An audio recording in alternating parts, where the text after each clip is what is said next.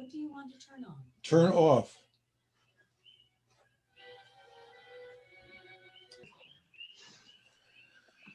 Okay, folks. I will start at 6:03, 6:33.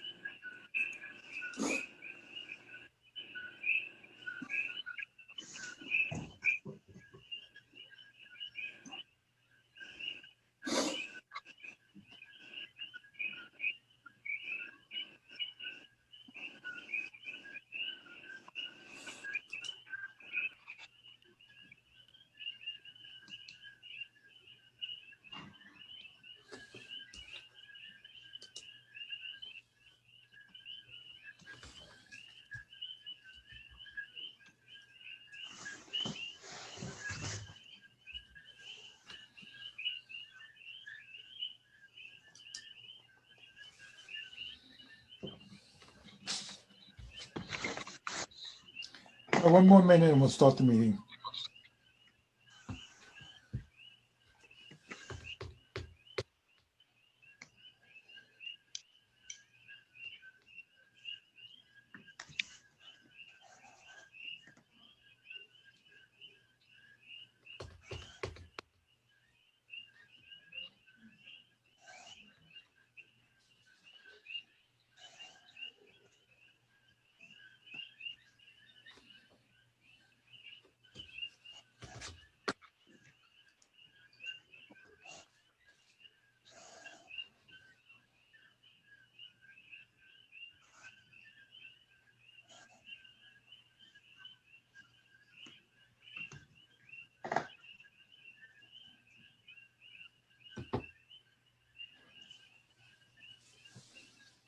Okay, welcome to January 2021 board meeting. One thing I know about you all, you do not need a MailChimp to remind you to attend this meeting. I just realized Andy reminded me that I inadvertently forgot to send a MailChimp reminder. So you certainly are the diehards, and I appreciate your loyalty in showing up. So Alice, do you want to call the roll? I will. Rick Golden. Present. Patty Hatzis-Varakis. Present. Andy Andrews. Present. Alice Lindahl is present. Philip Denny. Present. And now I'd like to ask you also all to approve the minutes. If you approve, say yes. And if you don't, say no. Robert Golden. Yes. Patty Hatzis-Varakis. Yes. Andy Andrews. Yes. Alice Lindahl, yes. And Phil Denny. Alice, I just noted today, somebody pointed out that the only inconsistency was Andy's reading of the portion of 421J regarding member participation was incomplete. I suspect you did that to save some space, but what was left out was important. I think you should put in all of what was read. I listened to the tape. I'll go back and take a look at that. Thank you, Phil. Okay, thank you. That's the statement of the law. Is that what you're saying? Yes, 421J, Section A. I think, as I recall, Andy read the whole thing verbatim from 421J, but what got transcribed was. I'll take a look. I thought I listened to it and got that one, but because that is important. Thank you. You're welcome. Okay, all right, thank you, Alice. Okay, we're now going to move on to the portion of the meeting reserved for member comments. We appreciate if you would stay within a 3-minute time limit. And I'll remind you when it gets close to 3 minutes. And I don't think I need to show you the Aloha etiquette posting I did for most of the meetings. I believe we're all here to treat one another in a respectful way. We're here to discuss issues. We're not here to discuss people. And I welcome your comments, your questions, your feedback. So Jim Penny's fast on the gun. He raised his hand. Everyone he has a raised hand. And to get to the raised hand, if you go to the participant tab, click on that, and you can raise your hand. And I'll call on people in the order in which they've raised their hand. So first will be Jim Penny, and then on what's the baseball term when you're on deck? On deck is Jen. Jen is on deck. Okay, very good. Okay, Jim, would everyone please, except for me, everyone, including board members, just please mute your microphones because we get a lot of background noise here. Coqui frogs and everything else like that. So everyone would just mute their mics except for the person speaking. That would be appreciated.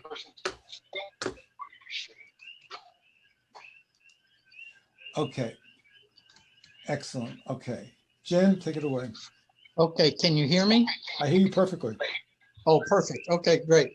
I just noticed in the minutes that, and congratulations, I think they were reported in more detail than usual, thus more accurately, so I appreciate that. However, I will note in the minutes that, as usual, I brought up the topic of Christmas bonuses with plenty of time to put a Christmas bonus into effect. We only have 2 employees and we're only talking a couple $100 literally. And I am hugely disappointed that this board chose to not provide a Christmas bonus after previous boards had done so for many, many years to our 2 employees. Certainly the lady that works in the office, $200, and we spent more than $100,000 on legal fees, but we couldn't come up with $200. That is extremely disappointing to me.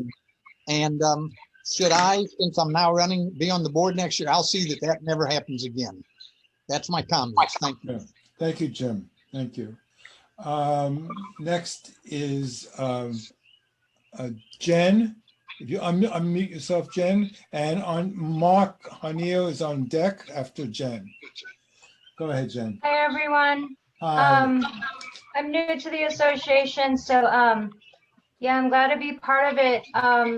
I just wanted to come and participate and just listen in. I don't have any extreme concerns per se. I do want to raise a bit of perhaps a consideration that when perhaps problems arise, I noticed that there seems to be a bit of paranoia, and I think that's understandable, but perhaps we might be able to find other ways to resolve conflict.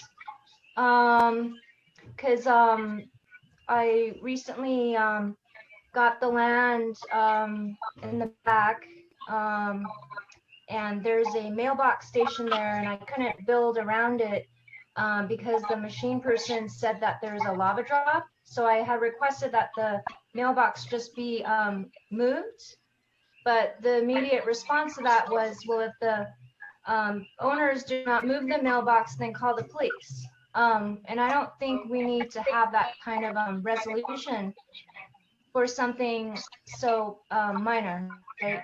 So I'm just trying to understand what goes on, and perhaps maybe just raise awareness to other ways that we can resolve conflict without it escalating into such severe areas.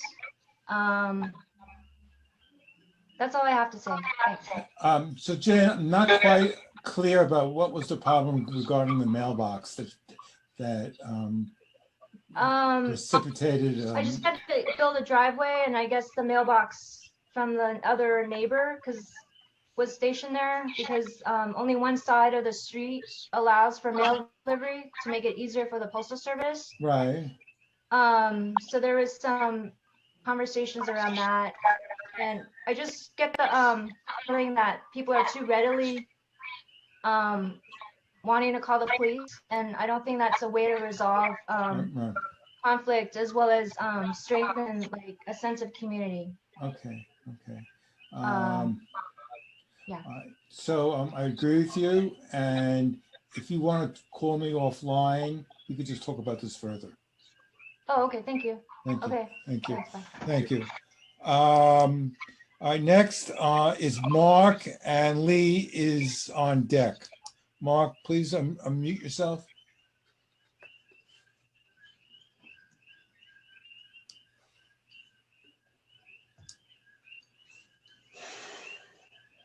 Mark O'Neill?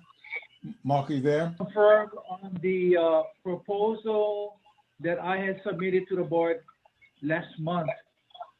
I don't know if the board really knew the total cost. It's about like 16,000 for every eight speed humps and couple posts, sign posts, and signs, and painting of each speed humps, which is going to be painted white. I just wanted to bring that forward to the board if there wasn't, they didn't get the full clarity. Right. And my second comment is, has Mr. Ashida been present at every board meeting Well, since 2019? And what is his rate? Okay. Has it been paid for each meeting? right, so Mark, I'll answer that. Mark, I'll answer that question. He has not been at Okay. he's not been at every board meeting. He's only been at, I think, a half a dozen, and he's not present today. And he was doing this on a pro bono basis. He was not charging the LCA. We did not pay him for his attendance. All right, Robert, He, thank he, you. he did it on a voluntary basis. Okay, Thank you. thank you, And Mark. my last And Mark, I was comment is, aware. Mark, I was aware of that $16,000 figure. I was aware of Okay, that. Okay, great. Okay, my last comment is go ahead. Sam Estes had presented a proposal to the board to present at last month's meeting, and that wasn't presented. So I was just wondering why it wasn't presented for that opening of the roadway to his property on Luana Street. All right. That's all I have. Thank you very much. Thank you. Thank you. I don't know of any proposal. Does anyone else? Well, so Sam did. I think it was that type 2-page. It was a couple months ago. It wasn't No, last but month. there was a recent one he did do, but it was Oh. after the meeting, not before the meeting, I believe. And we could certainly post that as part of the lava. Thank you, Mark, for reminding me about that. We could certainly post that on the website. Sam's proposal, but Sam was not at that meeting in December. Okay, thank you. Next Did up, you send it to all of us, Robert? I Yeah, did. I yeah. did it. yeah, I have it. I'll send it. All right, Lee, you're next. I'll lower your hand, and go ahead, Lee. Two things. First, Alice, would you please mute your mic? You're disturbing everybody else that's talking because of the feedback off your speakers. I can. I was told I wasn't coming through last time, and I put it up to see if I I just can figure out muted. how. Yeah, Alice, you're now muted. Okay.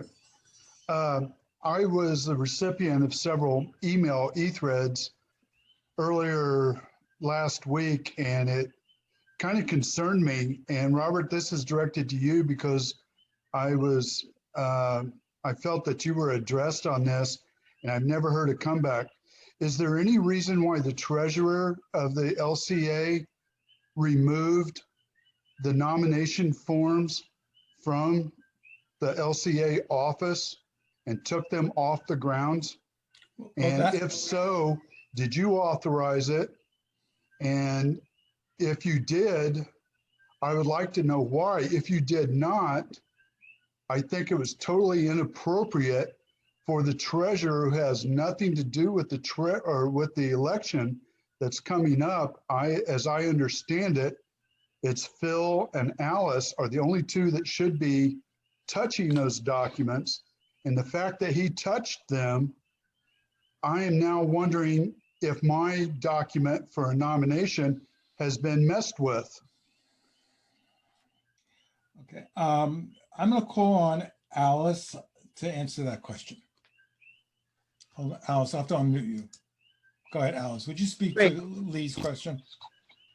Well, I went down to the office all through the month of December, and I did not get any nominations in my mail basket where I expected them to be.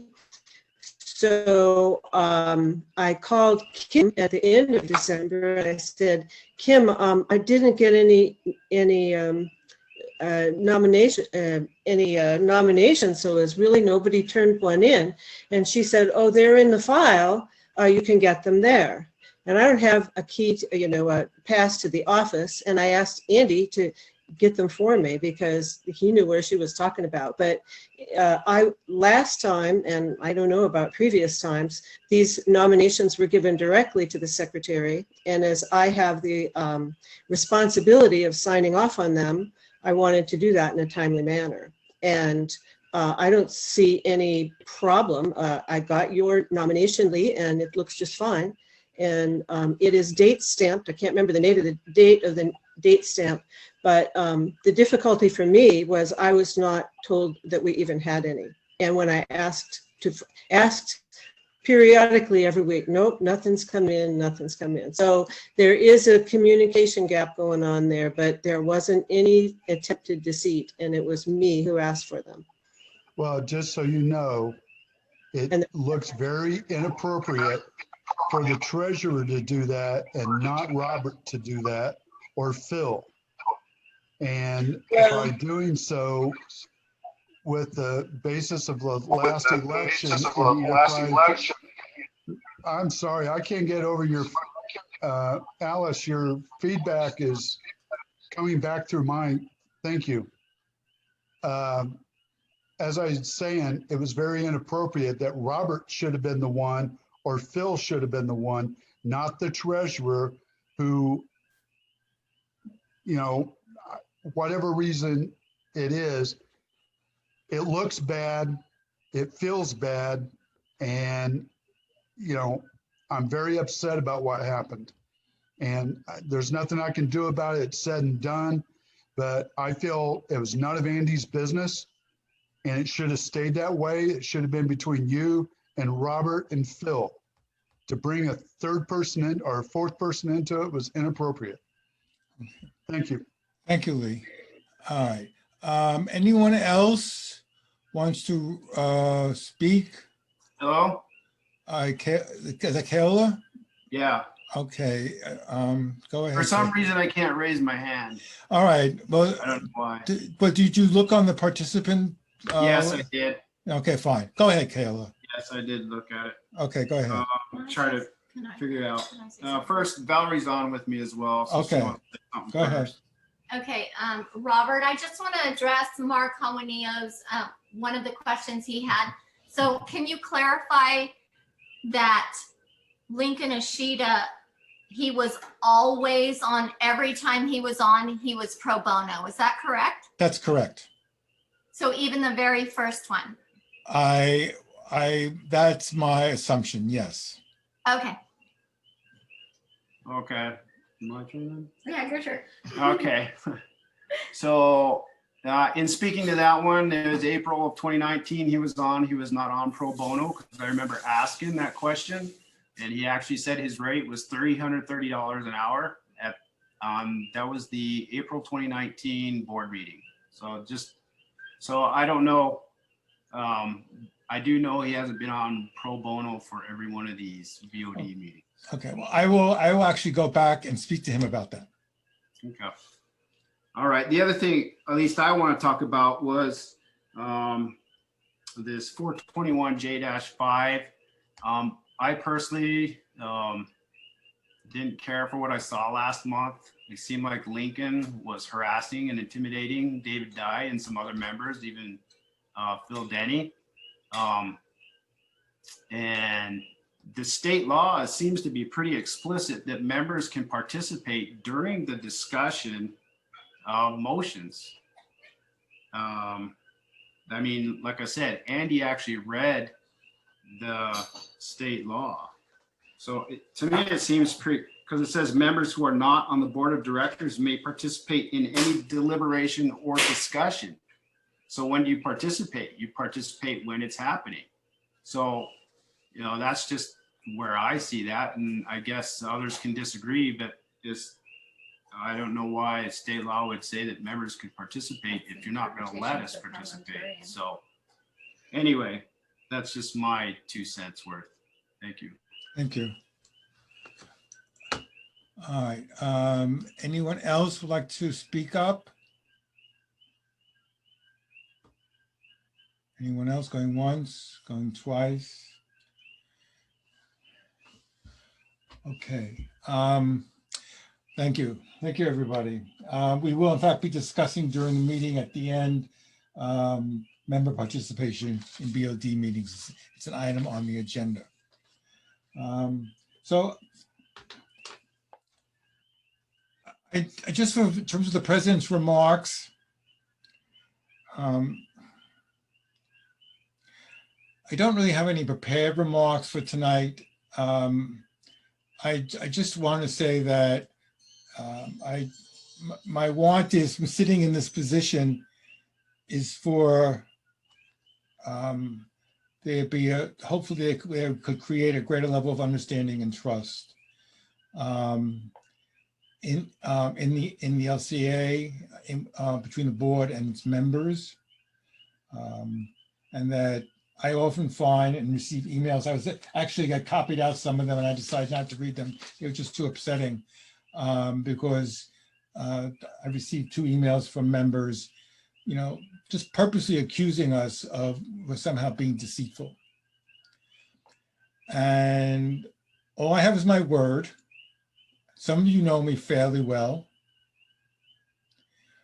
but that all I know is I work with a group of dedicated, hardworking individuals who put untold hours into this job and receive nothing back from it.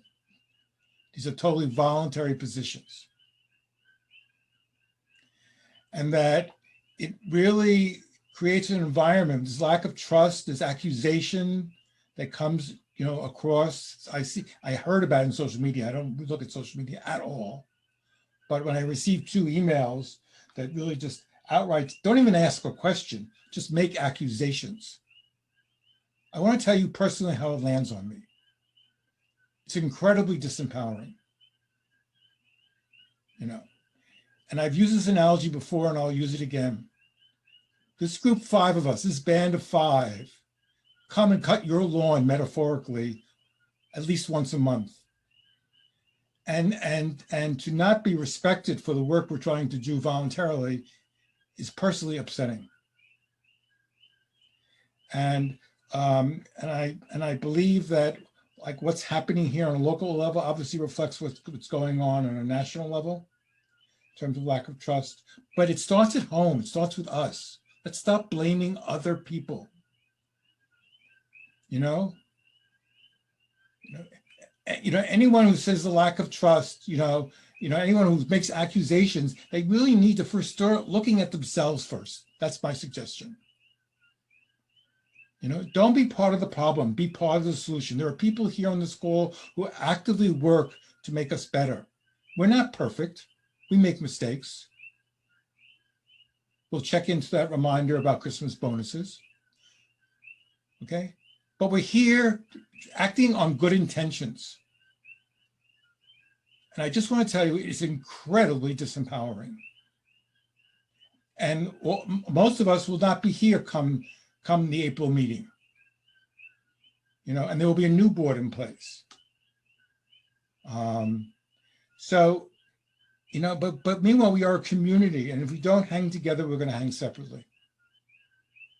And I ask you, please treat us with more respect. Ask a question, don't make an accusation. I'm not speaking to all of you, I'm just speaking to a couple people.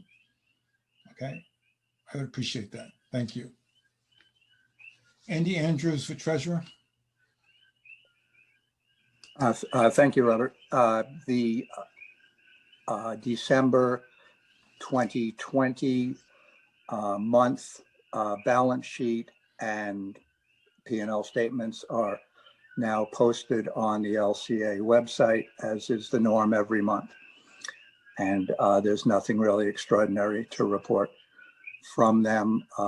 The board all received them ahead of time. So does the board have any questions about the financial statements as posted? No. Or Alice or Patty or Phil? Okay, well, in that case, with no further ado, that's the substance of the treasurer's report this month. Thank you. Thank you, Andy, very much. I appreciate Andy, I was going to tell you, I really appreciate the work you put in and the time and effort that you have demonstrated to this board. It's been beyond the call. Thank you. Alice, secretary. Robert, if the noise coming off of I can't hear it, but if the noise coming off of my computer is loud, if you could just turn down your volume. The problem is, I think part of it I'm going to have to exit my program here to do that. So maybe we should go on to another speaker and I can exit the program and get back on. Well, then all you have. Alice, what you could do is just move a little further back. You want me to speak quietly? How's this? Yeah, that's better. My computer's making funny noise. Okay, thank you. I'm fine back here. I have 4 announcements. The first announcement is the Board of Directors nominations. And normally they are put in my box. And so if I hope if someone is out there who has asked to be on the board, that we will hunt down your nomination if it went where the other ones did. And just making sure nobody's left out. The nominations this year are Greg Armstrong, Keola Bandman, Marianne Farrow, James Penny, and Lee Tisch. And I hope I didn't mispronounce anybody's name. You can correct me if I did. And I'd like to know how the sound is. Is this acceptable? It's fine, yeah. Second of all, I got a news Alice, flash. if you just step back a little bit, just a little bit more, that would be great. I got some news yesterday that Big Island residents can now sign up for a COVID vaccine. So if you have, if you want a vaccination, you can get on a list to try to be in on the first rollout of the vaccine that's available here at Hilo. So I'm going to put that website, I signed up myself yesterday, I'll put that website on Nextdoor so everybody can read it who wants to. I'm aware and have been told of a position, a volunteer position that we need to fill in Leilani, and that's someone to keep track of the database for all the lost, for the dogs who are running around without leashes. It takes a little bit of footwork to keep all that information together. So if anyone out there is in mind to volunteer for a real important position, this would be it. Because I was here before we had a dog leash law, and it's made a huge difference in the walkability of our roads. It's really a wonderful program. And so I'm encouraging anybody who has that a little bit of time and who likes dogs can take me up on that volunteer situation. And it could be, might be helpful to have more than one person on it. On a trip that I took with some University of Hilo undergraduate students, I ran into a person, a really wonderful guy who has a team of people who goes to subdivisions and kills pigs. And I've been getting messages from lots of people that there are way too many pigs here.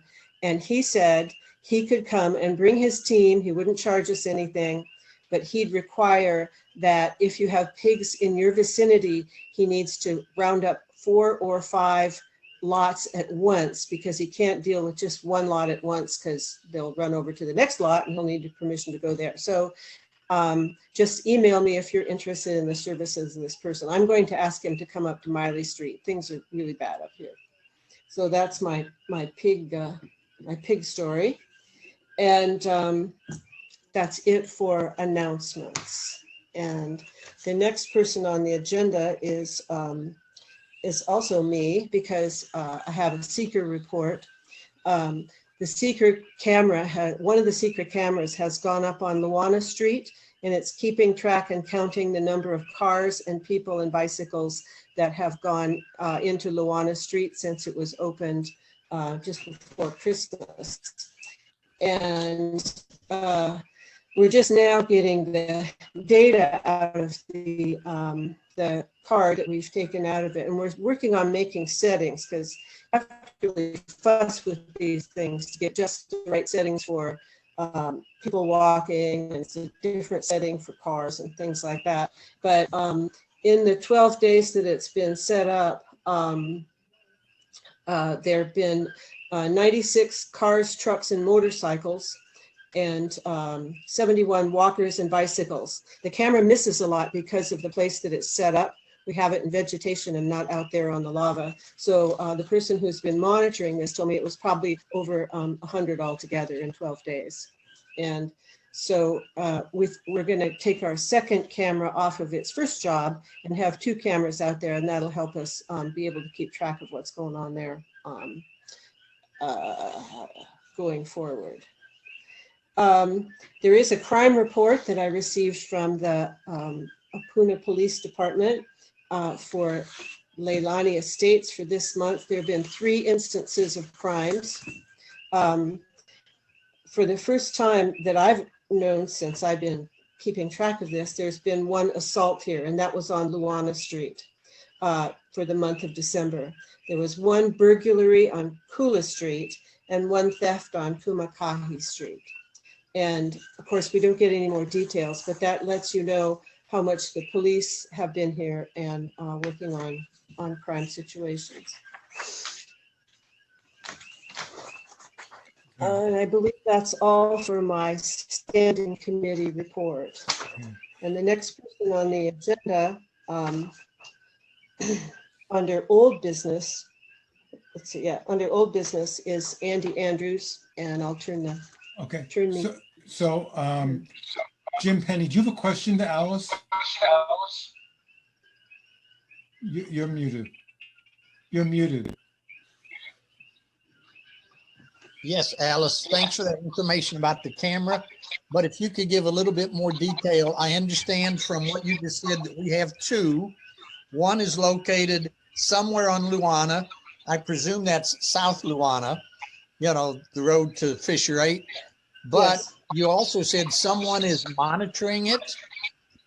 How does that work? Do we have a physical distance? So if we, for example, if we put one at the association building, would someone would have to be within a couple hundred yards or whatever to monitor that? Or how? If you could explain that, I'd appreciate it. I'd be glad to. This is a system where every time the motion sensor senses something, and you can set it for either video or still, it sends an immediate message to a single-use dedicated cell phone. And so whoever is handling the cell phone gets a ping, and it shows a truck or a car or a bicycle. And on the chip of the camera, it keeps track of when it saw that and the date and everything like that. But the person who has the cell phone can then download the pictures, download the whole data set without going out to the camera. And it can go as far as a telephone can go. So you could do this from California if you wanted to. So there's not a distance problem. So since we now have these cameras, are we going to develop a procedure for people to request use of it at some point? Yes, we have more than once told people that if they have something going on at their mailbox, at their garage or something, we would set up the camera. So contact the board, in other words. Well, it would be best to contact me, but the board will know to send it on to me. Okay, But, thank you for We only clarifying. have 2 cameras and they've been purchased privately. That is to say, they don't belong to LCA, but they're loaned to Seeker to use. Alice, this is. I thought we got a Could I ask you- $10,000 grant to buy cameras at one time. Well, every time we spend any money, we get raked over the coals. So we're fine with having a donation of those 2 cameras. And the person who did it is fine with donating them. And if you wanted to buy, it'd be just lovely. This is really a good system. It'd be really nice to have 20 of these cameras and somebody to take them around. But the problem is monitoring and managing the data is a lot of work compared to, just putting the camera out there. But could be. Thank you. Thank you. So Alice, am I correct that the cameras are really under the purview of the Seeker Committee, correct? Yes. That's what I thought. Yes. Thank you. Okay. Alice, Next, Denny, could I ask you a question, please? go Robert, ahead. could I ask you a question? Yes. Alice, just some quick math suggests that 100 vehicles over 12 days is about less than 8.5 vehicles per day. How does that compare with our other streets? And do we know whether these people are residents or visitors or tourists or what? Well, the place the camera is set up in right now, you can't read license plates. We can put it in a place where we probably can. We're still, the main problem is we're still fiddling with the settings and trying to figure out if we want a video of them going past or just a snapshot. And sometimes the setting is such that the car's already passed by the time it ends up taking a photo. So we're still working on trying to get that number better. Okay, so again, how does that compare with other streets? Is this an increase in traffic on Luana, or is this normal? Or well, it's not. It's just on the lava-covered road part. It's not on Luana Street itself. It's cars heading out onto the lava, and a lot of walkers have come on, and the walkers park on Luana, and then they walk out. okay. It looks like just about half and half. Half of the traffic has been vehicles and half of the traffic has been walkers. And the walkers are not supposed to park there, but they must be doing that. Okay, thank you. Thank you. Anybody have questions from the board? Okay, Alice, thank you very much. Really appreciate that work. Andy, you're next. Great, thanks, Robert. So the first thing I'm going to discuss is the update on the damaged roads and the moving ahead on the repair of the roads that were damaged in the 2018 eruption. I'd like to begin with a thanks, and I'd like to follow up with Robert's comment about people who pitch in and help and actually add to the sum total, as opposed to simply do other things. Jay Turkowski has worked with me on this, and I lean on him for his knowledge about the roads nearly every single day. The knowledge that he's compiled about the roads and the quantities and the work involved and the status of them here in the LCA is extraordinary. He's to be absolutely commended for the time, energy, and personal effort that he's made without even being a member of the board. So anyway, I really want to hold Jay up for a special thanks for the help he's given me on this. For me to say he's helped me is a little ridiculous. Actually, I've helped him because he's to a large measure done the bulk of the work.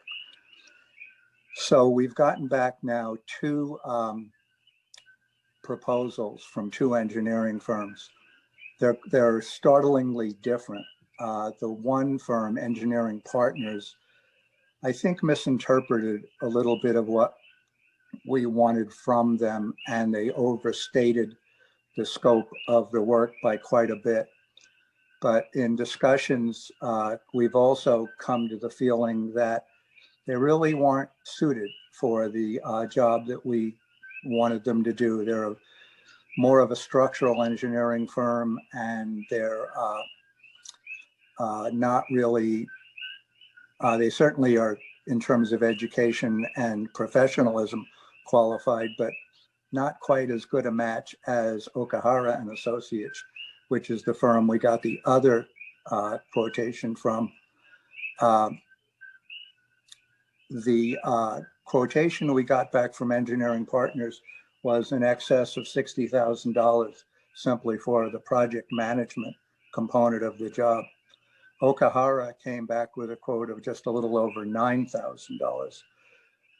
They're not identical quotes because Engineering Partners proposed that they provide a lot of on-site day-to-day management of the project. And our feeling is that that's not necessary. If we do in fact contract with a qualified contracting firm to do the work, the engineering firm will not be needing to provide them with a constant ongoing oversight. So tomorrow, hopefully tomorrow, the proposal from Okahara will be posted on the LCA website for the community to review and read through. I suppose if you wanted to contact Okahara directly, you could, but it might be better for the sake of not barraging them with too many questions to filter it through Alice as the secretary, and then Alice could compile those questions and send them as a single series of questions to the engineering firm. But if we do get answers back from the engineering firm, we'll put those up completely unedited, exactly as they were received back.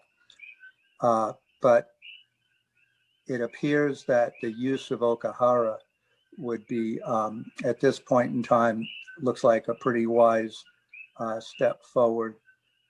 Again, it'll be up tomorrow. The community can look at it. Unless there's a dramatic departure from that idea of that level of professional management of the project. Oh, by the way, what they would do for that money is they would first of all write all the specifications for the job. They'll provide the section drawings for the roads. They'll define the what needs to be done to bring the roads up to current LCA standards. They will make suggestions of firms based on their experience here on this island that are qualified and have the reputation and the talent to do the job. And then they will do the request for quotations and submit it to the LCA, who in turn will make the final decision as to which firm will actually do the work. And then they will also provide 3 interim inspections of the work to make sure that it is in fact coming up to the specified standards. And then at the end of the project, they would do a final write-off on the project that would acknowledge the fact that the work was done as per their specifications, and in fact that the contract has been completed as required. So we're going to put that up on the LCA website. To the board members, unless something dramatic changes between now and the February meeting, I will be making a motion that we move ahead with the Okahara proposal. And so certainly the board, especially, I'll ask all of you to go over it pretty carefully, get back to me with questions, Jay with questions, or the Okahara, Bruce at Okahara directly. But again, might be kind to not put in a dozen phone calls to him. He's obviously a busy guy, but we can get your questions to him. So that's the road project. Andy, ahead, Rob. I just could pause. Can you explain to the community why, in fact, we're going this route of hiring an engineering firm and not just ourselves going out and contracting with road repair services? Could you explain that to them? Well, it would be very unusual to not hire a engineering firm to write specifications. The specifications for $325,000 job, they're certainly not, it's not building a high rise, but it's not putting up an outhouse either. It's a job that the community should have some accountability to the county for the work that's being done, and for the accountability as to how the money is being used and by whom. So to take the job, which is projected to cost in the $300,000 to $500,000 range, we'll find out when the bids come in, for us to spend 2 or 3% of the total cost of the job for professional oversight, it would be pretty standard to think of as money well spent. Okay, thank you. Thank you for that. You bet. The second subject that I'm going to discuss is the reserve study. As the board knows, and so tonight we're announcing it to the community, we have received back the completed reserve study from McCaffrey and Associates. They did a site visit, and I know this will sound like I'm repeating myself, because I will be, but only one person, when volunteers were asked for someone to step forward to give a hand for McCaffrey to do the site visit and to be brought up to speed as to what the LCA was made up, only one person from the entire community stepped forward to do that, and that was Jay Turkovsky, who again came out and spent the better part of a day helping to answer Brian McCaffrey's questions and giving him some history and background on the LCA. So Jay, I want to thank you again for having put that effort in to have gotten that done. You again deserve a real pat on the back for putting in that time. So he came here, Jay and I met with Brian McCaffrey and took him around the community as needed. He had a lot of questions. He took a lot of photographs. He took down a lot of data. He interviewed Michael for some of the information about the machinery and some of the history on the work that had been done in the past. And he has now sent back the reserve study. It's a draft form right now. I've been through it and I can't find any either, I was going to say glaring errors. I really can't find any error of consequence in it in terms of his basis of assumptions. A couple of very minor things that he might make corrections of, but I have every reason to believe those corrections will not have any substantive change in terms of his conclusions. Again, that reserve study will be posted tomorrow on the LCA website for the entire community to read through in its entirety and bring up questions or concerns. Again, I think it might be better to pose them through Alice as our secretary, who in turn will collect those questions and send them off to Mr. McCaffrey for review by his firm. There's a lot to digest in the report. A reserve study is a pretty extensive document with a lot of legwork that goes into it. In a nutshell, and we'll talk more about this next month, but in a nutshell, what Mr. McCaffrey has determined is that the LCA reserve is right now at a 14% level of a suggested and normal reserve. He said that our funding is shockingly low, in terms of being able to meet the needs of the community moving into the future. That's all spelled out very carefully in the report. And he, in the report, has a schedule for the acceleration of the funding of the reserve that would bring the LCA up to at least a nominal 70% funding, which is not unusual for communities to fund at 70%. It does mean that if a large expenditure comes, there could be a 30% shortfall. His suggestion, of course, is that we bring it up to 100% funding. But again, the reserve study will go up. For those of you who are would like to, please read through it carefully. Put together questions. We'll get them to Mr. McCaffrey. But again, there'll be a vote at the next board meeting to accept the report and move it from a draft status to an accepted status, and also some discussion about moving forward with an eye to how some of the suggestions within the reserve study might best be addressed.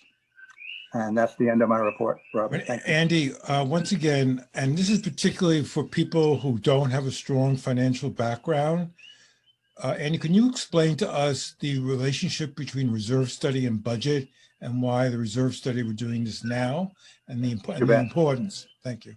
Yeah, you bet. A reserve study is normally done on an annual basis for most organizations like ours. In Hawaii, for example, if we were a condo association as opposed to a homeowners association, Hawaii law requires that a reserve study be done every year. Hawaii law, as far as HOAs, is much more undefined as to the requirement for a reserve study. Our bylaws mention maintaining an adequate reserve. And as a rule, the concept of an adequate reserve is really best and most professionally defined by a reserve study firm, which has the credentials and the training and the background to do reserve studies. The firm that we have employed to do ours has done something over 5,000 reserve studies, and has done them for everything from HOAs significantly smaller than ours, all the way up through DECA $1 million condo associations all over the United States. So what the reserves, and going to your question, Robert, about the relationship between funding, reserves, and budget. What a reserve study will typically do is first define the infrastructure that's in the possession of an association like ours, its projected life, and what the projected cost will be to do necessary repairs or replacement. Sometimes 30 years out in the future. We had ours done 20 years out in the future. Then what it does is it looks at the current reserve funding and defines the differential between the current reserve funding and the suggested reserve funding. That was done in our report, and you can read a whole mathematical analysis of that at different levels of funding. Then the third component of the reserve is a accelerated or deaccelerated, depending on what the funding is found to be, projection of the contributions by the membership that will be required to meet a desired level of reserve funding. And then finally, out of all of those decisions is then typically generated a budget. And the budget will factor in two grand categories of expense. The first category of expense is operating expense. And the LCA has done a sufficient job over the years of covering operating expense. In the research that I've done, and I don't have it all the way back, but the LCA has never run in the red that I can see. We got really close to it the year of the eruption, and in fact, arguably can say that we did run in the red, but it's a little bit how you define operating expense versus income. But in any case, there's never been a drastic shortfall. However, we also have contributed on the basis of a reserve requirement as defined by the Reserve Study Company. We've done very little contribution towards a reserve. So the reserve study, so the budget would then be established using two criteria. The first being operating expenses and meeting those operating expenses. And that involves both anticipated expenses and non-anticipated expenses. So obviously anticipated would be salaries, for example. Non-anticipated would be a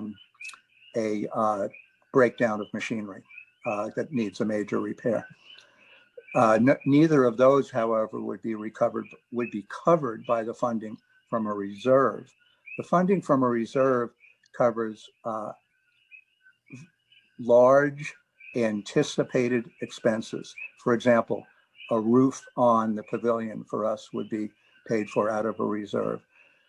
However, for the LCA, the looming and by far and away largest and anticipated expense will be the repaving of the LCA roads. I will say that Brian McCaffrey was pretty encouraging about the fact that the roads are at this point in time in pretty good shape. But he also said it obviously won't stay that way forever. The roads cost us $1.1 million to pave 20-ish years ago. And the projected cost to do it in the future will be into the several $1 million, possibly more than several $1 million to do it at some point in the future. So what the reserve is trying to do is to make it so that when that cost does come to bear on the LCA, it's borne in anticipatory money rather than a sudden and a sudden expenditure borne by the members at that particular time, as opposed to funds that were accrued over years by the members over that entire time. Does that answer the question, Robert? Andy, that was wonderful. Thank you very much. Okay, thank you. Because does anyone have any questions for Andy? Okay, then let's move on. Oh, hold on. I think David Dye has a question. David? Yeah, that $1 million figure quoted, that was to pave all the roads? You mean the last time? Yes. Yeah, $1.09 million. Which was what, 26 miles of roads, something like that? It was the roads pre-eruption, that's correct. All right, thank you very much, appreciate it. Thank you. Andy, can I ask a question? This is Phil Denny. Hello? Go ahead. Can I ask a yes, question? go. Andy, I think we're going to talk about it a little bit later, but what I've been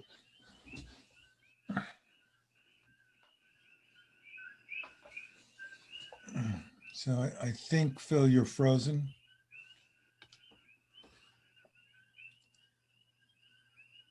All right, anyone else before, wait till Phil gets back online. Phil, you there? You were frozen for a while. Go ahead, start again. So what I'm curious about, Andy, is we're going to talk about a little later that it's come to pass that we found out that Leilani does not own the roads in Leilani Estates. And I'm wondering how we can talk about repairing roads and dealing with roads that we don't own before we deal with that issue. Seems to me that would take precedence. Okay. Can I just intervene? I think that's in fact a topic to be discussed later. And he's just reporting on these treasurer reports, and we'll deal with that topic at the end of the meeting, Phil. All right. Anyone else? That's Alice. Let's move on to you.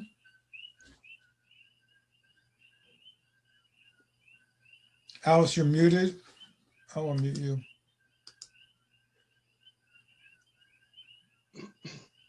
Go ahead, Alice. Now we're going on to a completely different subject, and that is the CCNRs and how we can how we can enforce them more effectively. And we have talked in the past about having a committee set up to recommend a fine structure so that we can fine for violations and thereby inspire the persons who are doing the violations to get on the stick before they accrue a huge debt to the association. And you might remember that several months back in 2020, the board approved a chartered committee to recommend financial penalties that will be levied. 3 volunteers stepped forward and were approved by the board, who today gave me a report on what their recommendation was. And they said that their recommendation took into account the most flagrant violations and the ones that have been very long-term and impossible to budge, and the ones that are the most negative for the rest of the members of the community, and that is people who are making a big mess and not cleaning it up and creating junkyards. And Alice, you want me to show they pictures? have given us, they've given us 6 different CCNRs to address, but they all center around this one problem. And we have pictures, some recent pictures of a place in Leilani that has been for quite a few years, but in the last 3 months has gotten much, much worse. And this is on Miley Street. This is what it looks like when you go by their gate. And there's a picture standing back a little bit. And a neighbor gave us an aerial photograph of, let's see, that's what it looks like from the gate. And just lately, they've been repairing the cars actually out on the road because they've got so many cars in there, there's no place to work on them inside their compound. And I don't know if you can blow this picture up at all, but this is a picture from above of what that lot looked like last summer. One second, I think I can zoom. I have a teeny screen, so maybe it's only I'm going to zoom this up. Hold on. Okay. So here's what it was like last summer. Here, how's that? And there was quite a bit of trash around. And right now there are usually anywhere between 12 and 15 car bodies or cars under repair in there. They make a huge amount of noise. And the neighbor wanted to know if the house was built on his side of the lot line, and you can see there the yellow line is the lot line.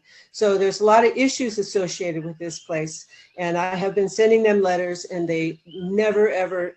We asked them to call us, we asked them to get back with us, and they never do. So it appears that the residents of this property are determined to stay in there and do what they want no matter what. And we're hoping that the fine structure will make an impression on them, and their unpaid debt to Leilani will keep going up. And I'm gonna just give you a kind of a brief idea of what issues we're going to present them with. The CCNRs number 6, number 7, and number 14 are really the ones that we bring up when we have a violation of this nature. Number 6 is living in temporary dwellings. Number 7 is noxious or offensive activity. And number 14 is rubbish, trash, dumping grounds, junkyards, and car chop shops. So this will be, the committee made a file of how much that they should be charged every day that they do not clean up their mess. They've been now notified for a month and a half that that's the amount of time they had before they would get another letter and then more reasons why they should make a change. And the group said it doesn't really matter that much how much the fine is, but that will come every day and keep going up. So they recommended $25 a day.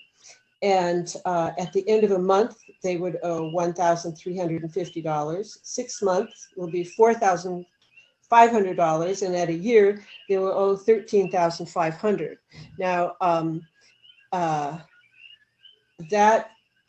if that doesn't make an impression on them, they will be looking at over time foreclosing for owing so much to the association, and they're way behind in dues as well.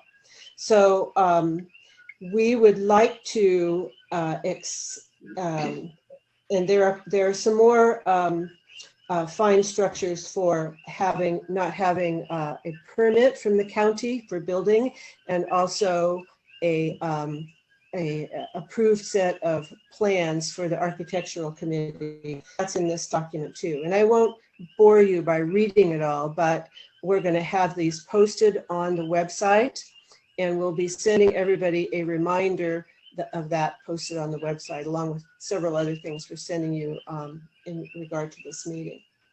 And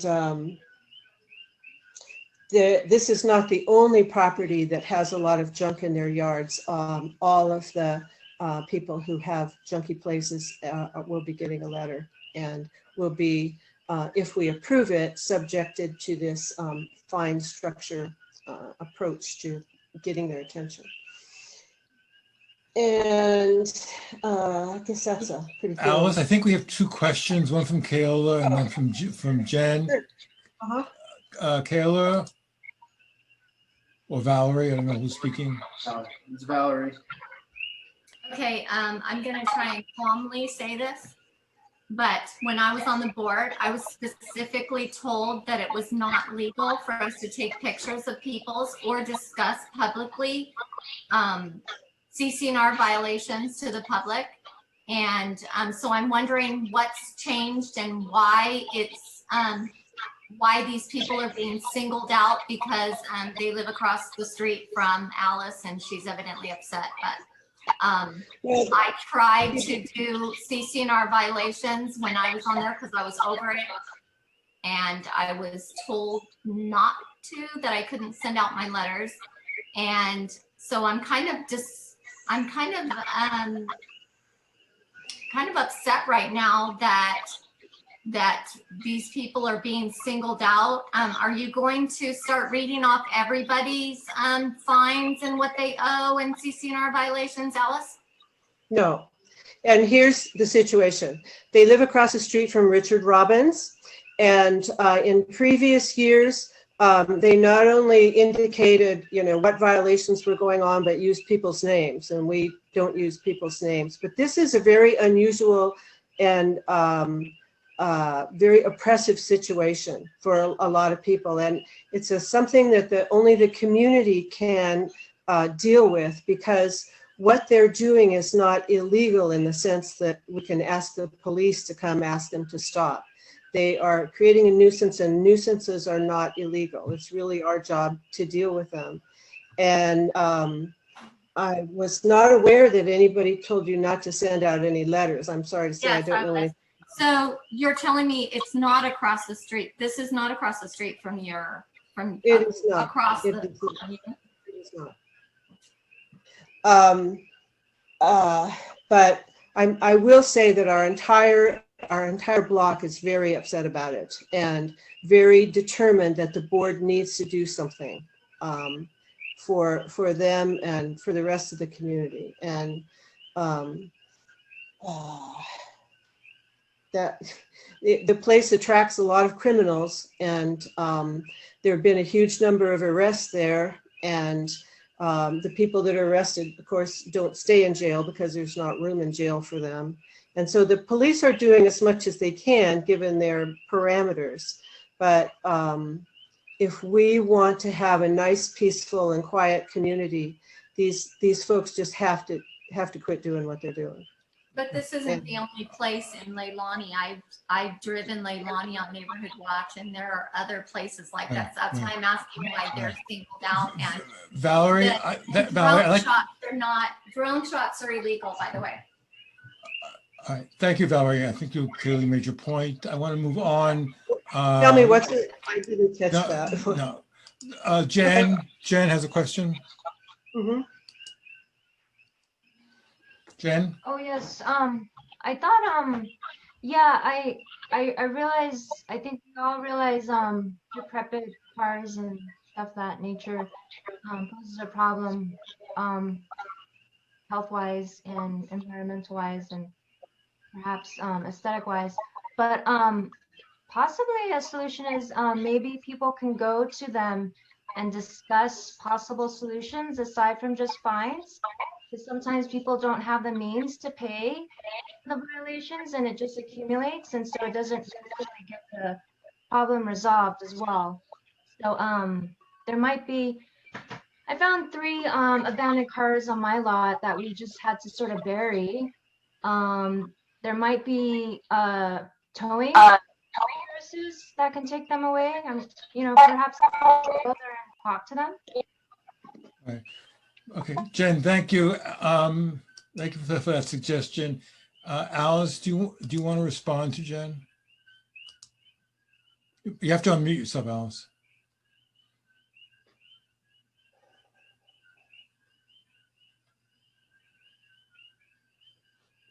They're taking parts off of the car bodies and using them and selling them. They have a business where people come in and buy pieces of the cars, and they take a saw and saw off the pieces.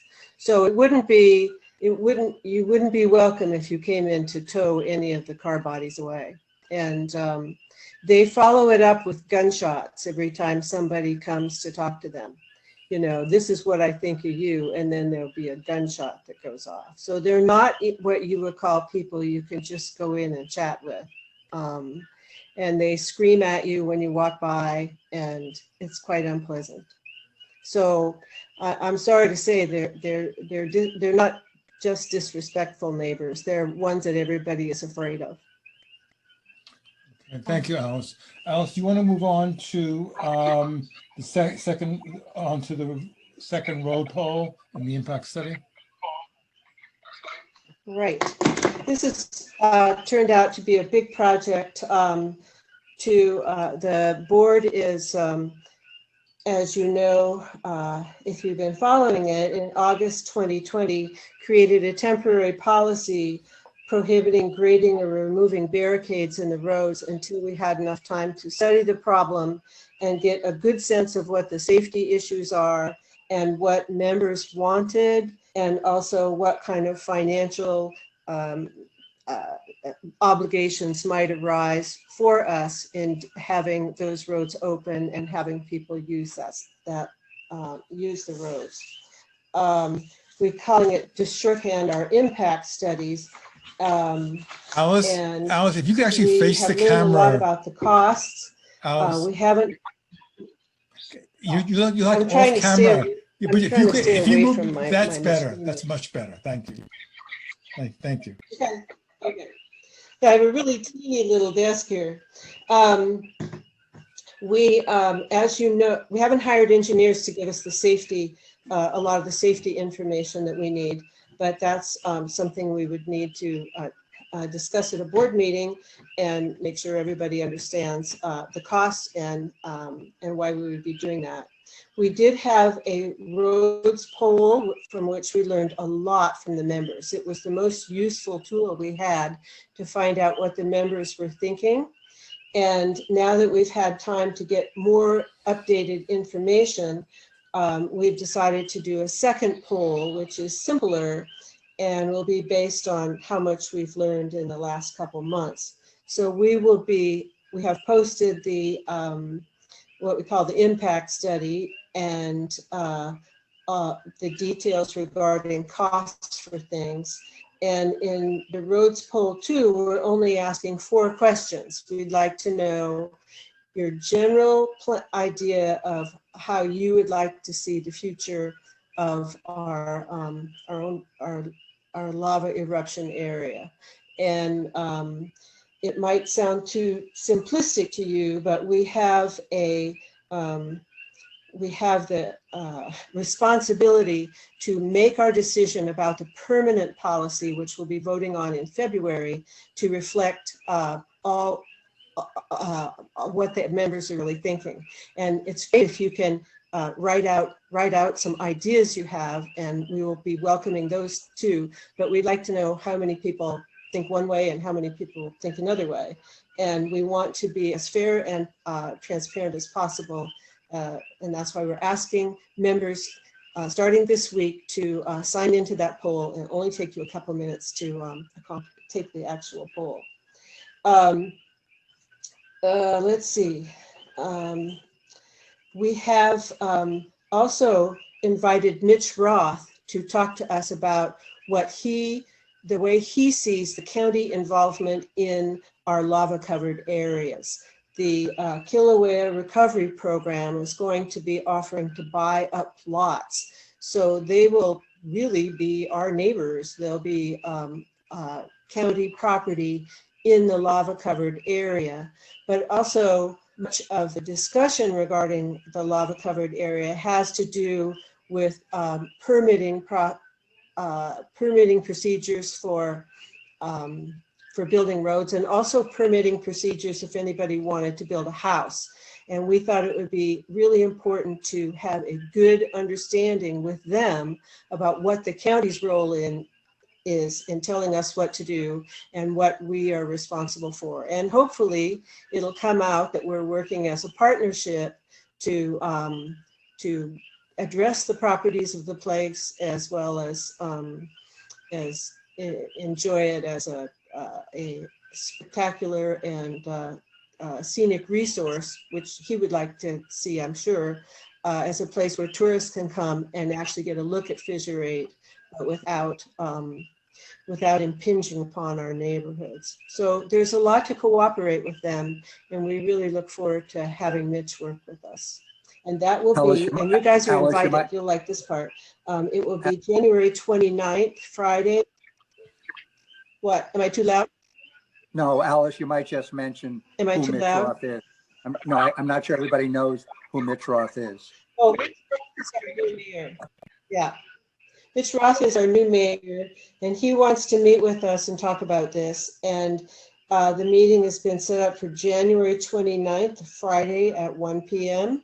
And we'll be sending out the link to that meeting, and you can all come and hear what he has to say and ask him questions too, like we will be planning to do.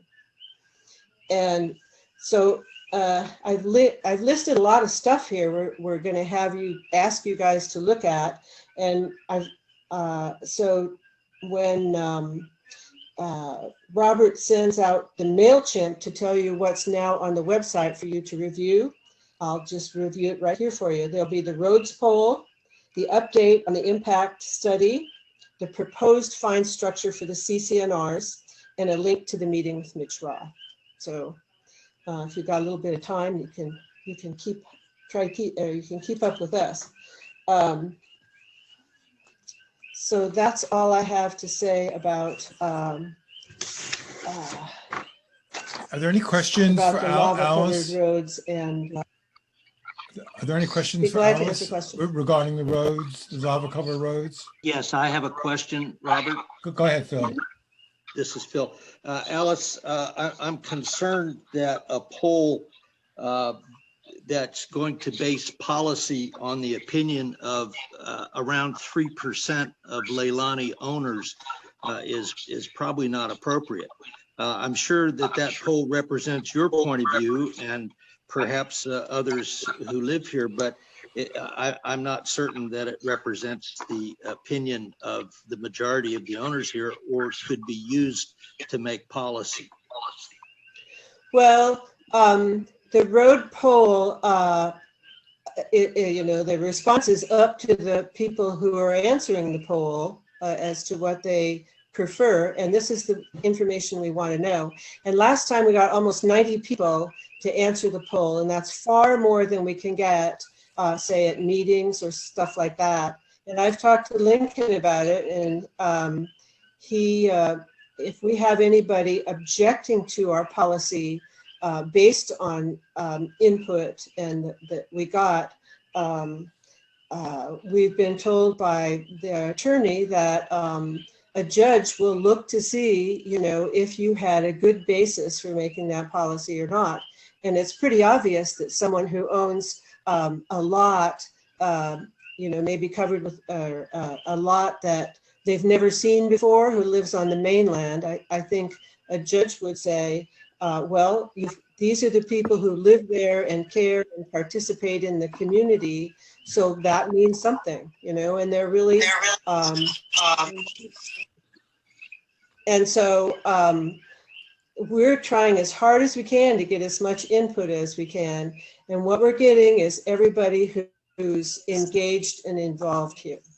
Yeah, And but that's my important. point, That's what we is, want. Alice, that 3% is a startlingly low number to base policy on. That doesn't seem Well, very it's only democratic to part, me. it's only And- part of the policy. It's only part. Well, I understand, but to say that people who live on the mainland shouldn't have a voice in how their property and the roads to it are managed doesn't make sense. Okay, all right. Thank you. Well, there you, are Phil. 450. Yeah, I'd like to there's say something. 450 people. I'm raising my hand. Can I say something? Well, who's this, Sarah Wagner? This is Sarah. It's Sarah. Sarah. This is Sarah. Bill, thank you for making that point. Less than 90 people responded to any of these polls thus far. We have 1,300 residents. To say that 87 people should, that policy is ludicrous. I really appreciate the trajectory of letting us feel that people out of 1,300 should have any way that the policy that you yourself want to forward your agenda. Stop. It does not serve. Sarah, you're breaking up. Sarah, you're breaking up. Your connection's breaking up. So I want to speak to what Phil's point is and Sarah's point is. It's the responsibility of the LCA board to just gather information. That's all we're doing. Alice did not say that this is going to be a determining poll that's going to determine policy. She never said that. She just said this is one form of input so we can make a decision. And it would be irresponsible of us not to gather the input of the community. We want to know what people feel and what they want. And we're going to respond to that. But it's not going to be a determinative poll, Phil, that's going to determine what the policy is. Okay, so let's move on. Are there any other issues that has not been discussed already that want to be brought up regarding the road situation? Something else? David, why don't you unmute and go ahead, David. Has any thought been given to a mass mailing for the owners? Yes, actually it has been, and thank you for that. Yes. And so was that done or no, not? It hasn't been done yet, but it might be done soon. Yes, exactly. All right. Thank you very much. Thank you, Robert. Thank you. Thank you for the encouragement. Anyone else? Okay, so let's move on. Alice, thank you very much for that contribution. I appreciate that. Phil, you're up next. Thank you, Robert. Can you hear me? Perfectly. Okay. I want to talk about a couple of things that are on the agenda and a couple of things that I wanted to ask questions about as well. The first issue I want to discuss is the upcoming election. This is going to be scheduled for March 20th. Just to reiterate, there are 4 positions open. There are 5 candidates. And the cumulative voting under Robert's rules say we get 4 votes per lot and not 7 as in the past. So I just want to make sure that that's clear. I would like to consider holding a candidates forum on the 10th of February by Zoom. I understand that the board has not been involved in setting that up in the past. And as the election coordinator, I'd be happy to do that. Alice and I talked about perhaps sending the ballot with the assessment I would suggest that that we should try very hard to get the ballots and assessments in the mail on or before the 17th of February. Again, that's probably about a month from now. The other issue regarding the elections is Robert's rules suggests that the board appoint a committee of what they call tellers to count the votes and certify the votes. And I'd like to suggest that the board consider doing that, and tonight would not be too soon. If I'm going to run the election, I'd be happy to chair the committee, the tellers committee, if you would like, but perhaps we need a motion for that. The last issue about the elections, as you probably know, I have motioned the court in the Banman et al. Matter to join the suit as a plaintiff.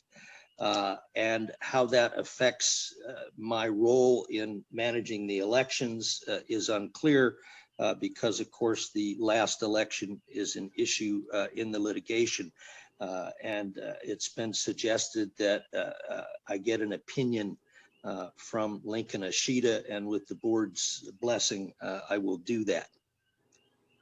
So that's the election stuff in a nutshell. All right, so before you move on, Phil, maybe we could just take this point by point since. Sure.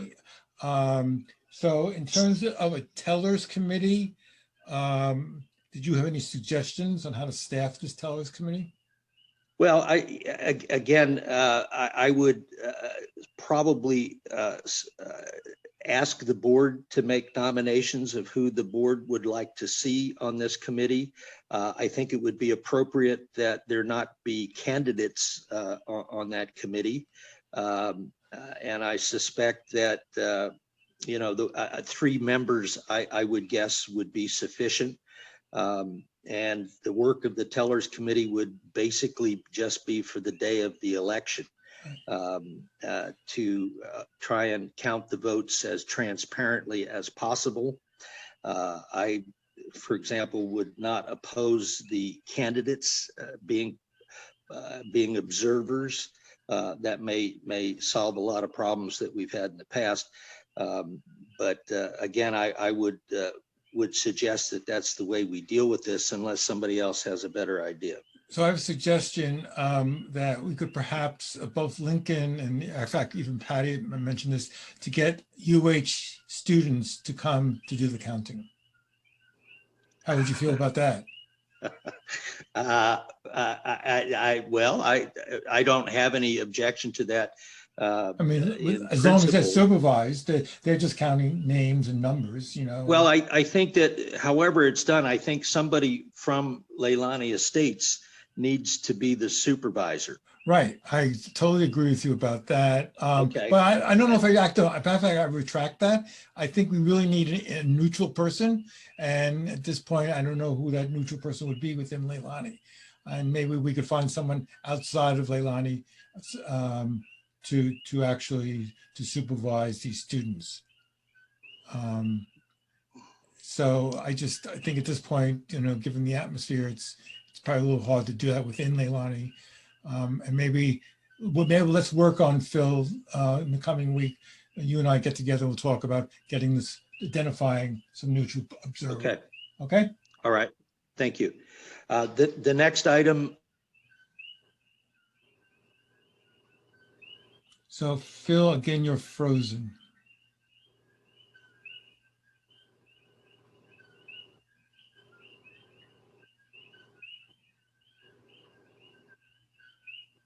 Hello, hello. There, you're back. You're back. Okay. The next issue is the Leilani truck. The repairs were completed on the 6th of January. Under the bid, the total cost was $2,969.63. When I asked Mike Ramsdell, the mechanic who repaired it, for his tax ID number, he refused to give that to me. I reported that to the board. The board refused to write him a check without the tax numbers to send him a 1099. The next day, after thinking about this and feeling a bit embarrassed about all of this, I went into Mike and I wrote a personal check for the amount of the repairs and delivered the truck back to LCA where it is currently in service. There is an issue ongoing about the board's refusal to reimburse me. Apparently the issues about the 1099 and so forth are complicated.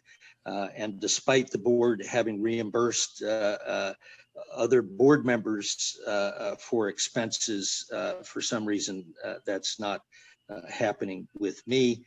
And I'm not exactly sure how that's going to be resolved.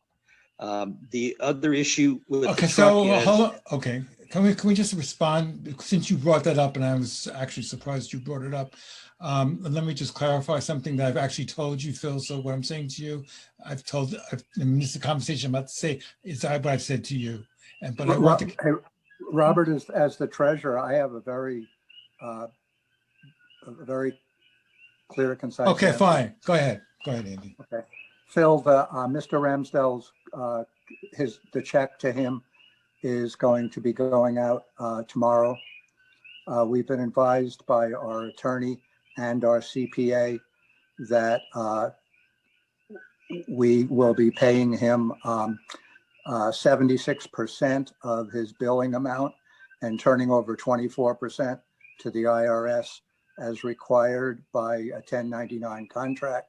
If Mr. Ramsdell decides to provide the LCA his tax identification number, we can pay him in his entirety without the 24% required IRS withholding. It was ruled on today by our CPA and passed on to us by our attorney, and it's all been resolved. It's all squared away. it's not squared away, Andy. That's disingenuous. I haven't been reimbursed for my personal check that I wrote to him for $2,969. And now you're offering him 76% of what is due to him. You think he's going to be happy about that? You think he's going to refund my money? I don't think that's very likely. Andy, this is not going to be resolved that way. And if this continues, I suspect the attorneys are going to have to get involved. I've acted in good faith. I've done what I've been asked to do in a way that I thought protected the best interest of the LCA and returned the truck to service as soon as possible. For the LCA not to reimburse me based on these kinds of things, I think is very inappropriate. And I'll leave it at that. Okay. Thank you. Thank you. Let's move on. The, Go ahead. The next LCD issue is the public bathrooms. Yes, the next issue is the toilets.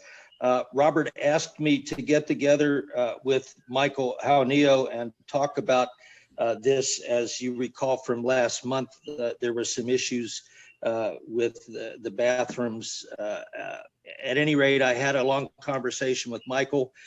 He feels fairly strongly that he is the best person to service the bathrooms on a daily basis as needed. I've also had a conversation with Mary Ann Farrell, who has agreed to cover the bathroom cleaning on the weekends. Michael suggested that we discontinue the cleaning service as we're not getting our money's worth. So if a motion needs to be made to that effect, then we can do that. If we need to discuss it, we can do that as well. Do you want to make a motion about that? Yes, I'd like to make a motion to accept Michael Jaunillo and Mary Ann Farrell's offer to clean the bathrooms daily and to discontinue the cleaning service that we've hired. Okay. A discussion? Andy, you're muted. Andy, you're muted. Phil, will Michael be doing that within the hours that we're currently employed, or will he be adding additional hours to the time that he's currently employed? And Andy, he's doing it now. He's doing it No, on a no, daily. my question is, will he be doing it within the hours that he's currently employed? Or will he be Yes. adding hours to it? Okay, thank you. No, he's not going to be. No, he's not going to be adding hours. And as I say, he's doing it anyway. Thank you.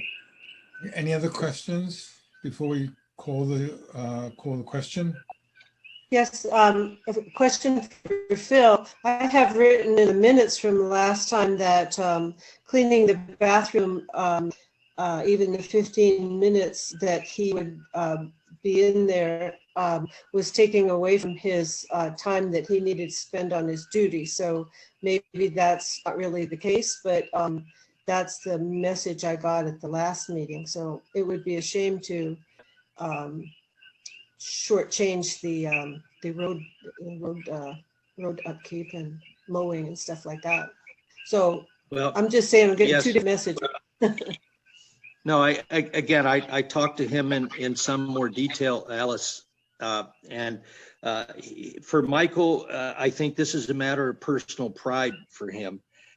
He very much wants to keep our bathrooms in good shape. And he feels strongly that not only it reflects on Leilani, but it reflects on him personally as the maintenance manager. So that's what he told me. And he said he would be very happy to take this and be responsible for it, since he's pretty much doing it anyway. I do see there are two questions raised, but I'm really feeling that I would like to get this motion through. So I'm not going to have those people ask questions right now. I'd like to get this motion done, move on, because it's already 8:06 and I'd like to end this meeting at 8:30. Okay, so let's call the question. Can I squeeze in one more, Robert? Go ahead. Do I understand what you said, that the cleaning service is doing a poor job? Is that right? No, I didn't say that. What Michael tells me is that they don't come often enough to do it adequately. Okay. Okay. I got the wrong impression. And so Thank you for I have a question. So Phil, and maybe like Marion's here, and so Marion, you want to unmute yourself. Marion, are you committing to take care of the bathrooms on the weekends? Absolutely, have been. Did Okay. last weekend, Friday, Okay. Saturday, and Sunday nights. Okay. Oh, I assume. All right. Thank you very much. That's an amazing service. Thank you for that, Marion. It's just a few minutes. I live 5 minutes away. I just spray down the mirror, sink, toilet, sweep the floor. Okay. Thank you very much, Marion. Sure. Thank you. Okay, so let's call the question. Can I just ask one more question before we go? Go ahead. Go ahead. With regards to the cleaning service, do they do any kind of special deep clean on a regular basis that Michael may not be able to accomplish, or they don't go into that kind of detail? Andy, I can answer. I might be able to answer that. The cleaning service was hired obviously pre-COVID when the office was open. And so the cleaning service was hired to clean the entire meeting room, the office, some storage areas, and both inside and outside bathrooms as part of their contract. Post-COVID, since Kim is elected to close the office to public use, there really hasn't been any need to clean those spaces inside, and she's not comfortable with the cleaning service coming in while she's there. So it's a bit of an unusual position right now because of the COVID change. So the cleaning service only doing the bathrooms is a temporary status until such time as the office, the meeting rooms, and the office are opened back again for the public. Okay, thank you. Okay, Marion, did you have anything more you wanted to say? Well, I just wanted to just say quickly to Patty that when I cleaned for Michael, when he was on vacation, there were cobwebs behind the door that were not from last week or even last month. there's no deep cleaning going on. There's this big spit wad thing on the ceiling in the one bathroom, still there, you know, and I mentioned that should be cleaned by them, but I'll do that. I'll do it this weekend if need be. Okay. You know, I'm not afraid of cleaning. Anyway, thank you, Patty. That's what I'm saying. They don't do deep cleaning, period. Thank you for that. I Thank appreciate you. that. Okay, so let's call the question. All those in favor of Phil's motion to cancel the cleaning service of the, Alice, you want to take a roll? I will. All in favor of the motion? Does everybody have the motion clearly in hand that Michael will take over the complete cleaning of the bathroom? Well, Monday through Friday, Mary Ann and Maren will Farrell, do the. all in favor? You want to just call our names and we'll just answer? Okay. All, yes. Robert Golden, Yes? Patty Stavrakis, Yes. Andy Andrews, I'm going to abstain on this one. Thank you. Alice Lindahl, I vote yes. Phil Denny, Yes.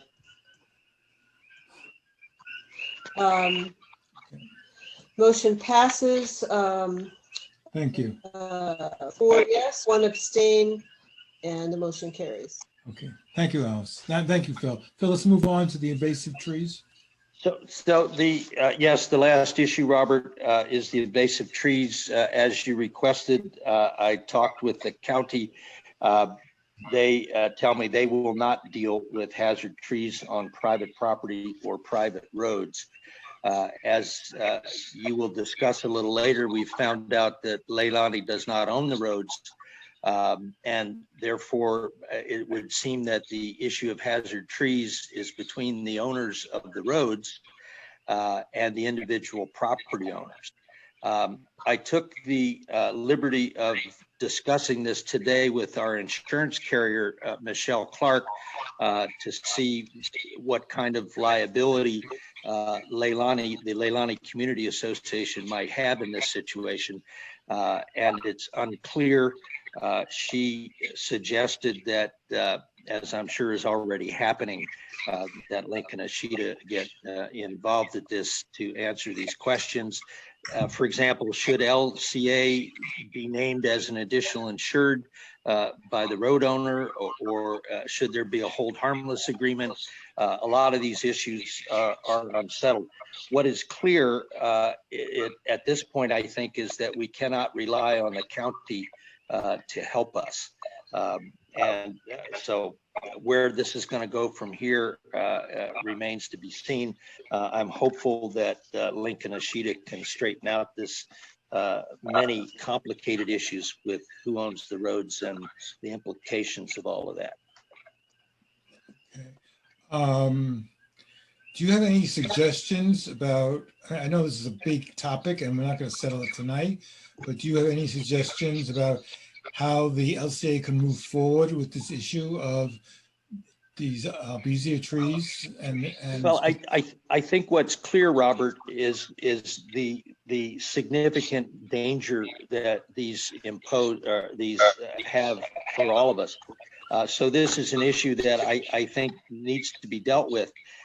Unfortunately, as I see it, the biggest impediment is trying to figure out how to do this legally. Before, when we thought we owned the roads, we had decided we would just hire a tree service and come in and cut them, since we were an interested party in mitigating that risk. But whether that's still true or not, I don't know. And I think we're going to have to wait for Lincoln to give us an opinion about how to move forward with this. And again, this is just one of the issues regarding ownership of the roads. There's a lot of other things too, not the least of which is the grant to use somebody else's money to repair roads that we don't own.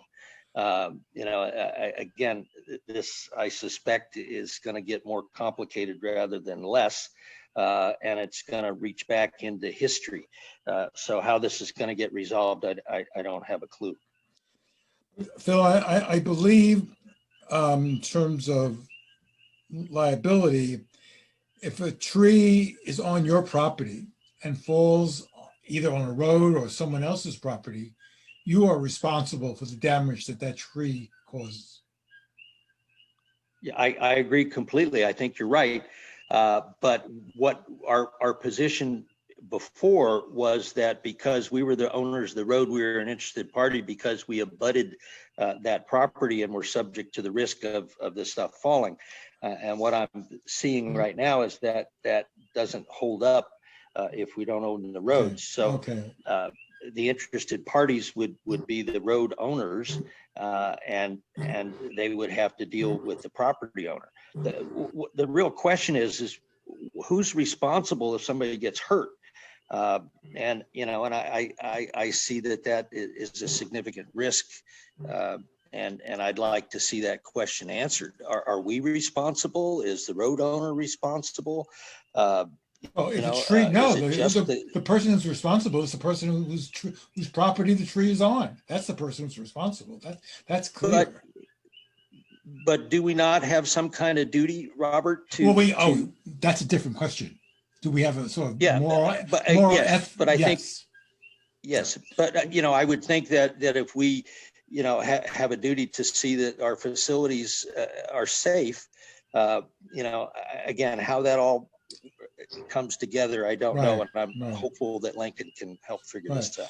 Okay, so that's a good segue. Unless someone else has a question on this issue of invasive trees, I'll move on. All right, Jay, you have your hand. You have your hand raised, Jay. Jay, you have to unmute yourself, and then Alice will go next. Okay. No, but, Jay, can you unmute yourself? Got it. Yeah, there are no trees on the roadways themselves within the margin of the road. The idea that we have our CC&Rs, but they do not include the trees is an issue, which we could resolve if we classified invasive trees as a nuisance. Then the CC&R group would be able to levy daily fines to the point of ultimately, who knows, taking away the property for the owner not getting rid of the trees. That's all I got. Okay, thank you. Thank you. Alice? About 2 years ago, San Bonaventura passed a bill in the legislature that the trees are the responsibility of the people who own those trees. And if some other entity feels threatened by the trees, they can cut them down, and then the law will allow them to go after the owner to make the payment. But it seems to me that our obligation is to let the owner know that the tree is there and a problem, because quite a few of these parcels are owned by people who have no idea that they've got a hazardous tree. So I think trying to involve them would be a good idea. Some of them might just say, wow, I don't want that. I don't want anybody suing me. And we at least ought to give them an opportunity to take the responsibility for getting rid of them, the financial responsibility. Yeah, Phil, do we have a list? Do we have a data list of properties? Phil, do we have a list of properties that have invasive, serious, big invasive albizia trees on?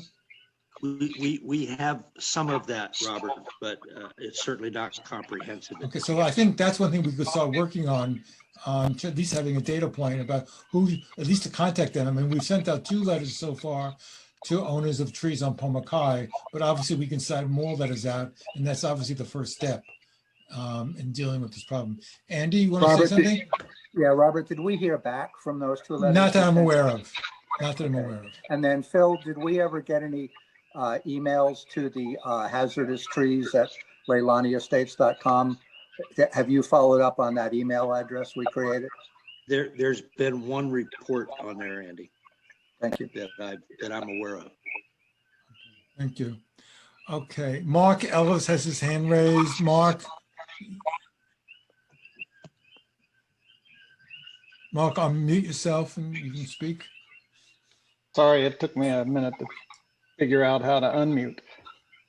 Yeah, I think that's Jay's suggestion is a good one, that we just contact the people with dangerous trees, let them know. That's a first step. On my neighborhood watch runs, I often see trees that are dangerous.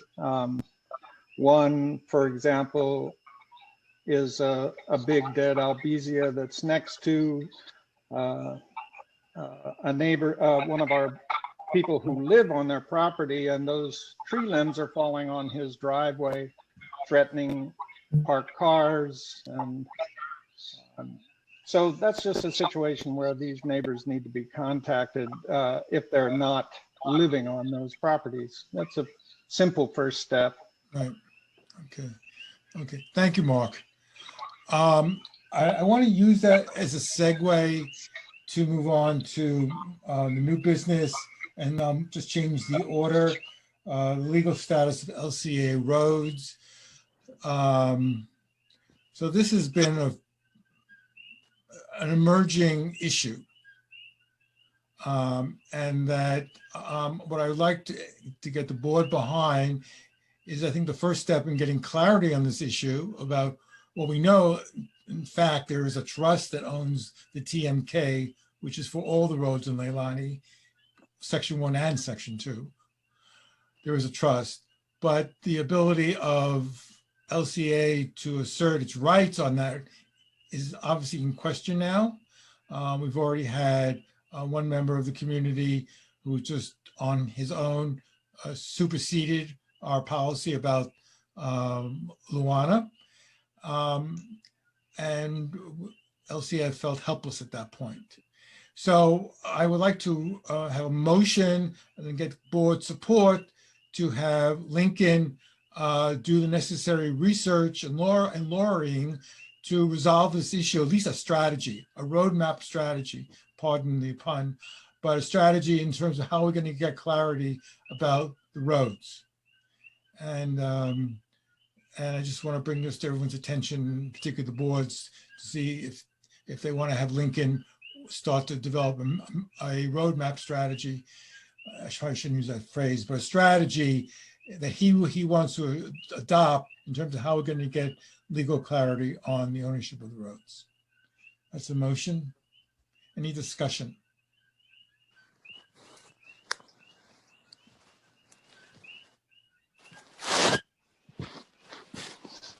No discussion? Then I'll just call the question. Alice, you want to take the roll call?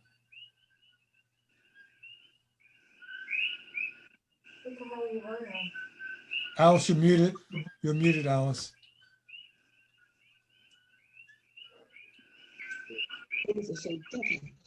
All in favor of this motion to ask to get legal clarity on how we can You don't have to pay more legal fees to you. well, we really need to fix this. I mean, Alice, it's let's just move on. broken. Alice, we called the question. Let's just vote. Okay. Okay. Robert Golden, Yes. Patty Hasistavrakis, Yes. Andy Andrews, Yes. Alice Lindahl, that's me. Philip Denny. Yes. The motion passes 5-0 to take this step. Okay. Thank you, Alice. Now moving on, I'm going quickly because I really want to end by 8:30, and I appreciate your patience. Member participation in board director meetings. I called a number of HOAs in the Pune area, asked them how they handled this question, and not surprisingly, I heard a variety of answers. Some people have specified. Hey, Robert, could you ask Alice and Phil to both mute their? I could actually do that. I could do that. Thank you. Yes, now it's nice and quiet. And it was handled most organizations have a comment period like we did today in the beginning. Some have it at the end, and some, in fact, have it during the meeting, and then they'll actually, if they have a special meeting, they'll actually invite a special moderator in to handle that. What I would like to propose is the following, and sort of like it was modeled by today, going forward, that we have the comment period in the beginning. People have 3 minutes to make comments. They see the agenda, they can make points about that. Then as we move our way through the agenda and there's time for questions, the president will take questions if he or she wants to, you know, obviously they'll take discussion within the board, but if people from the community want to raise their hands and ask questions, then we have the time allowed, we'll have questions raised. I at this point really want to model myself more on what goes on at the county council, where there's a comment, there's a testimony part in the beginning of the meetings, and people do not give opinions about motions on the ongoing discussion. If there needs to be any inquiry going on concerning getting information from the community, I think that's appropriate, but I would like that to be left in the hands of the president to decide that, so we can have an orderly movement of business here. And then if there's time remaining at the end, then we could have comments also at the end. But that's obviously optional, and tonight we won't be able to because of the time factor. So again, just to repeat, and I'll make this a motion so it's clear we have a policy about community participation, that community members will have 3 minutes at the beginning of the meeting. They will be able to ask questions during the meeting, but it'll be up to the president's discretion to call on people for those questions, given the time factor, et cetera. And if there's time remaining at the end, the community can then also participate at that point. So I'd like to make that as a motion and then call for discussion of that point. Robert, I'm confused by your comment. You said you wanted to model it after the county model. I said misspoke. Hang on, let me finish my question. Right. The county model does do what you said. They permit 3 minute just open comment. You can say pretty much anything you want, but they absolutely preclude any discussion from the floor during the meeting. So, and then you said a different thing. So I'm confused as to what your motion's for. Okay, so motion for, thank you, Andy, for that clarity. My motion is that, again, we're going to have a 3 minute comment period at the beginning. And then at the president's discretion, questions can be raised from the floor. And then if there's time remaining at the end, there can be a further comment period. Andy, is that clear? Okay. Any other comments, suggestions, emendations people want to make about that? I'm talking now to the board. Okay, David, you have a question. David, you have a question? You want to unmute? Yeah, sorry about that. So I understand you have a disdain about people's opinions. However, I do think that the members do have valid points to be made during discussions that are in front of the board. And it's important that the members do understand what is being voted upon and what actions are being proposed. So if you find that you have something in front of the board that you wish to discuss, but you don't want comment, you're not going to take comment, or you're going to have it at the end where you feel that you don't have enough time for comment. Is that how I understand your policy to be? Well, I sort of reject your word disdain. I don't think that's accurate at all. When you said opinion. I'm saying, no, I'm saying what I'm saying is in terms of trying to create an orderly meeting where business is conducted, that I feel that this would be an effective balance. And I understand your point. I'm not saying it's not valid. But the way I'm suggesting the meeting should be run is that the opinions are in the beginning and at the end, and questions are possibly in the middle for clarification. I think that's Okay, that's the way we're possibly, looking. but yeah, I think you could easily just say, okay, we're going to have 5 minutes for discussion. You have 1 minute allowed, the first five. Somebody's taking a poll there, sees the first five hands, says, okay, please state your case. You got 1 minute, and at least the membership can be heard and weigh in upon the issues in front of the board. Okay, thank you for that suggestion. Thank you. Thank Robert, you. Robert, I have another comment. Go ahead, Andy. I don't think your proposal meets the letter of the law for 421J5.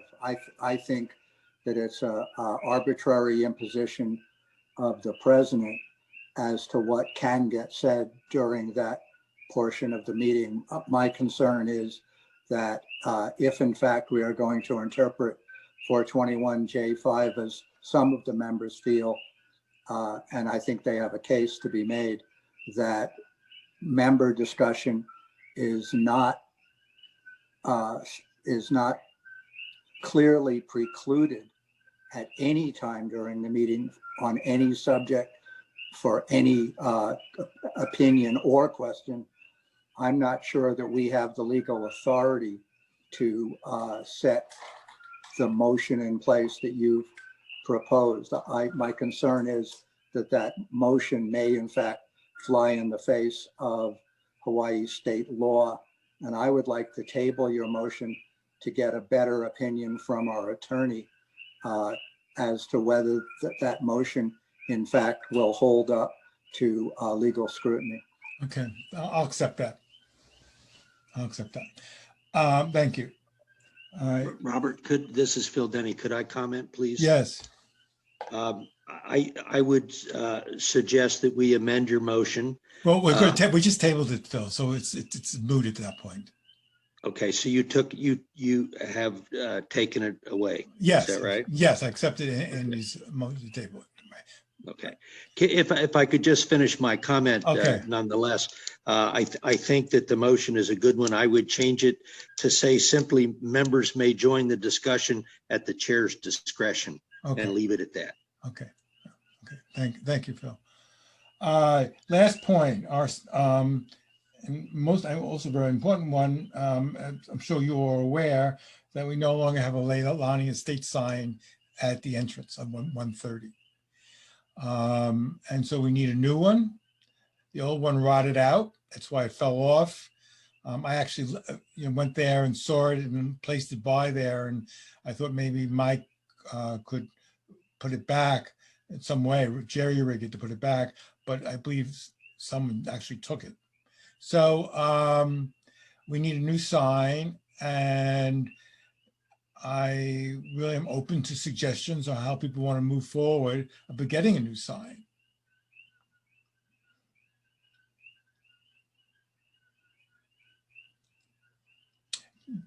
Jay?